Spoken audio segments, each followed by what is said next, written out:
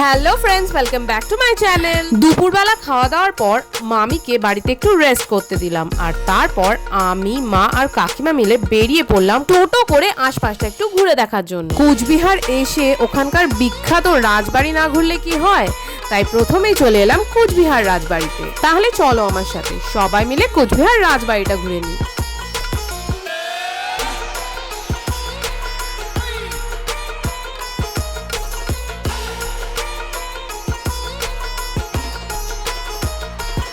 বিশাল বড় জায়গা জুড়ে রাজবাড়িটা, তার মধ্যে বাড়ির ভেতরের কিছুটা অংশই মিউজিয়াম করেছে, আর বাকি পুরো বাড়িটাই বন্ধ থাকে। মানে বাকি পুরো বাড়িটাই বেশিরভাগ টাইমই এখন সুনসান থাকে। তাই এত ভিড় থাকা সত্ত্বেও একটা গা ছমছমে ব্যাপার চারধারে ছড়িয়েছিল ওই রাজবাড়িটা। যাই হোক, আমার ওই জায়গাটা খুব ভালো লেগেছিল। আমি, মা আর কাকিমা তিনজনে মিলে ওখানে অনেক ঘুরেছি, অনেক ছবি তুলেছি, অনেক মজা করেছি।